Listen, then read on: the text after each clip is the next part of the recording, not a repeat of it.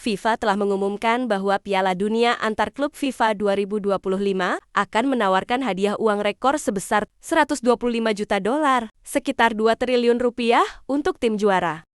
Turnamen ini akan diikuti oleh 32 tim dan berlangsung di Amerika Serikat pada musim panas ke 2025. Fase grup, setiap tim dapat memperoleh $1 juta untuk hasil imbang dan $2 juta untuk kemenangan dalam 3 pertandingan fase grup. Babak 16 besar. Tim yang mencapai babak ini akan menerima tambahan $7,5 juta. Perempat final. Tambahan $13,125 juta bagi tim yang lolos ke perempat final. Semifinal, tim yang mencapai semifinal akan mendapatkan $21 juta. Final runner-up akan menerima $30 juta. Sedangkan juara akan mendapatkan $40 juta. Selain itu, FIFA juga meluncurkan program investasi solidaritas senilai $250 juta untuk mendukung pengembangan sepak bola klub di seluruh dunia. Dengan struktur hadiah yang signifikan ini, Piala Dunia antar klub FIFA 2025 diharapkan menjadi turnamen yang sangat kompetitif dan menarik bagi klub-klub dunia. Pada pertandingan perempat final, UEFA Youth League antara Trabzonspor U19 dan Inter Milan U19 yang berlangsung pada 1 April 2025. Sekitar 40.368 penonton hadir di Stadion Paparapat. Jumlah ini memecahkan rekor sebelumnya yang dipegang oleh Real Madrid dengan 32.000 penonton. Alphonso Davies, bek kiri andalan Bayern Munich dan tim nasional Kanada, mengalami cedera serius saat membela negaranya dalam pertandingan perebutan tempat ketiga CONCACAF Nations League melawan Amerika Serikat pada 23 Maret tahun 2025. Davies hanya bermain 12 menit sebelum ditarik keluar karena cedera pada lutut kanannya. Setelah kembali ke Bayern Munich, hasil pemeriksaan medis mengonfirmasi bahwa Davies menderita robekan ligamen anterior AC dan kerusakan pada meniskus lutut kanannya. Pemain berusia 24 tahun ini telah menjalani operasi dan diperkirakan akan absen selama beberapa bulan, kemungkinan hingga 6 hingga 8 bulan. Cedera ini menjadi pukulan berat bagi Bayern Munich, terutama menjelang pertandingan penting seperti perempat final Liga Champions melawan Inter Milan. Selain Davies, bek tengah Dayot Upamecano juga mengalami cedera lutut saat membela tim nasional Prancis dan diperkirakan akan absen selama beberapa minggu. Situasi ini memicu ketegangan antara Bayern Munich dan Asosiasi Sepak Bola Kanada. Co Bayern, Jean-Christian Riesen, mengkritik keputusan untuk membiarkan Davies bermain meskipun sebelumnya mengeluh kelelahan dan tidak menjalani evaluasi medis yang memadai sebelum perjalanan panjang kembali ke Jerman. Bayern Munich bahkan mempertimbangkan tindakan hukum terhadap Asosiasi Sepak Bola Kanada terkait penanganan cedera ini. Sebaliknya, Asosiasi Sepak Bola Kanada membantah tuduhan tersebut, menegaskan bahwa protokol medis yang tepat telah diikuti dan komunikasi dengan Bayern Munich berlangsung sepanjang turnamen. Mereka menekankan pentingnya fokus pada pemulihan Davies dan berharap kontroversi ini dapat segera diselesaikan. Pada the 25th of September 2024, UEFA memutuskan untuk membuka kembali proses penawaran tuan rumah final Liga Champions 2027 setelah mencabut penunjukan Stadion San Siro di Milan, Italia. Sebagai akibat dari ketidakpastian terkait rencana renovasi yang dapat mempengaruhi penyelenggaraan acara tersebut. Setelah proses penawaran ulang pada 20 Maret tahun 2025, Rafael Laus, Presiden Federasi Sepak Bola Kerajaan Spanyol RFEF, mengonfirmasi bahwa Stadion Metropolitano di Madrid, Marcus Atletico Madrid, telah ditunjuk sebagai tuan rumah final Liga Champions ke-2027. Stadion Metropolitano sebelumnya menjadi tuan rumah final Liga Champions pada tahun 2019, di mana Liverpool mengalahkan Tottenham Hotspur dengan kapasitas lebih dari 70.000 penonton. Stadion ini diharapkan dapat memberikan pengalaman luar biasa bagi para penggemar sepak bola yang hadir. Aaron Ramsdale, kiper berusia 26 tahun asal Inggris, baru saja mengalami degradasi dari Premier League untuk ketiga kalinya dalam kariernya. Setelah sebelumnya terdegradasi bersama Bournemouth pada musim 2019-2020 dan Sheffield United pada musim 2020-2021.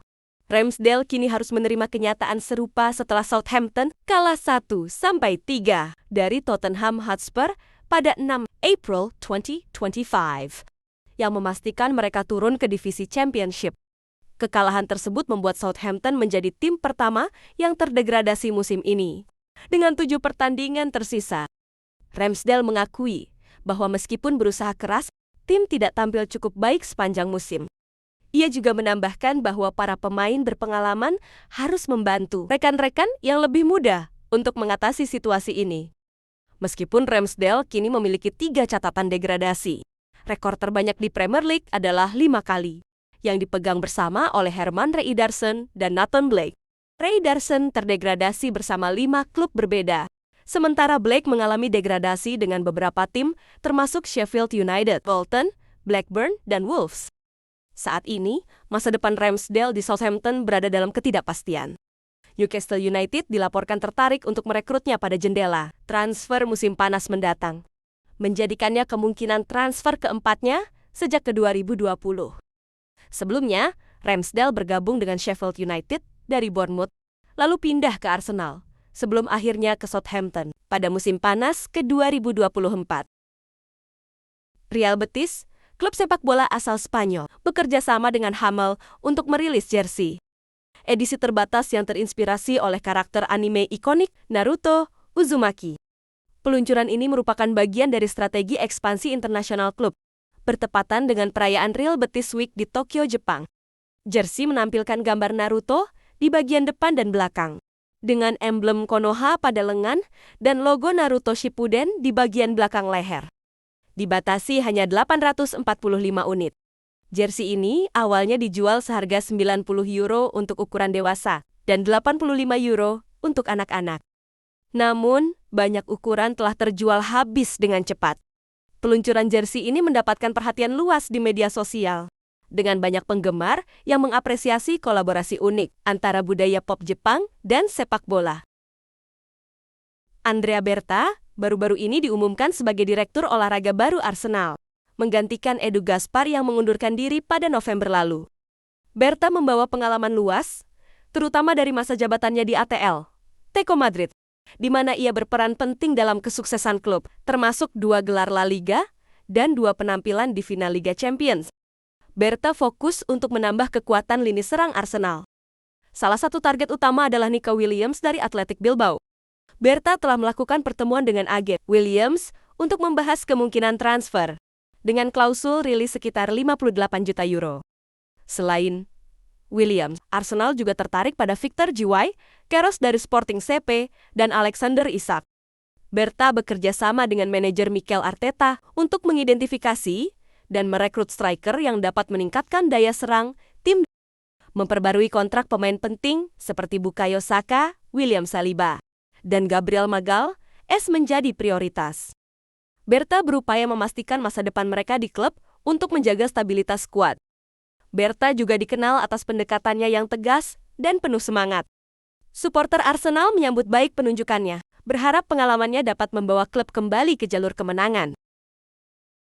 Thomas Müller, pemain veteran berusia 35 tahun, akan meninggalkan Bayern Munich pada akhir musim 202 April tahun 2025. Setelah 17 tahun berkarier di klub tersebut, keputusan ini diambil setelah klub memutuskan untuk tidak memperpanjang kontraknya, yang akan berakhir pada 2025. Sejak kedatangan pelatih Vincent Kompany, Müller lebih sering duduk di bangku cadangan. Musim ini, ia hanya tampil sebagai starter dalam 9 dari 23 pertandingan Bundesliga. Beberapa mantan pemain, termasuk Lukas Podolski, mengkritik Bayern atas penanganan situasi ini, menilai bahwa keputusan seharusnya melibatkan pertimbangan keinginan Müller. Pelatih Louis van Gaal menekankan bahwa Müller layak mendapatkan perpisahan yang layak setelah kontribusinya yang panjang di klub. Müller kemungkinan akan melanjutkan karirnya di luar Eropa, dengan Major League Soccer MLS sebagai tujuan potensial. Bayern Munich juga mempertimbangkan peran perwakilan untuknya di masa mendatang. Kepergian Müller menandai berakhirnya era penting bagi Bayern Munich, mengingat kontribusinya yang signifikan sejak debutnya pada ke-2008. Florentino Perez, Presiden Real Madrid baru-baru ini memberikan bonus sebesar 250.000 euro, sekitar 4,4 miliar rupiah, kepada setiap pemain tim utama. Bonus ini diberikan sebagai apresiasi atas keberhasilan tim mengalahkan Atletico Madrid dan mencapai perempat final Liga Champions. Keputusan ini dianggap istimewa karena selama masa kepemimpinan Perez, pemberian bonus semacam ini jarang terjadi. Total bonus yang dikeluarkan untuk 23 pemain mencapai hampir 6 juta euro, sekitar Rp10,7 miliar. Langkah ini juga dilihat sebagai strategi untuk menjaga motivasi pemain menghadapi jadwal padat dan kompetisi yang semakin ketat, termasuk partisipasi di Piala Dunia antar klub. Tristan Gujer, pemain bertahan berusia 20 tahun yang saat ini bermain untuk PSV Zwolle dengan status pinjaman dari Ajax Amsterdam, tengah menjadi perhatian Persatuan Sepak Bola Seluruh Indonesia (PSSI). PSSI dilaporkan telah melakukan kontak untuk memulai proses naturalisasi agar Gujer dapat memperkuat timnas Indonesia. Lahir pada 2 September tahun 2004 di Blaricum, Belanda, Gujer memiliki garis keturunan Indonesia melalui ibunya yang berasal dari Maluku. Gujer memulai karirnya di Akademi Ajax pada 2016 dan menandatangani kontrak profesional pertama pada 23 Juni tahun 2021. Ia melakukan debut profesional bersama Young Ajax pada Maret tahun 2022. Pada Juli tahun 2024, Gujer dipinjamkan ke PEC Zwolle di Eredivisie, di mana ia telah tampil dalam 1 pertandingan musim ini. Gujer telah bermain untuk tim nasional Belanda U16 dan U18. Namun, ia belum tampil di level senior. PSSI berharap proses naturalisasi ini dapat berjalan lancar, mengingat Gujer memiliki potensi untuk memperkuat lini pertahanan timnas Indonesia di masa mendatang. Terima kasih telah menonton video ini, dan sampai jumpa di video berikutnya teman-temanku.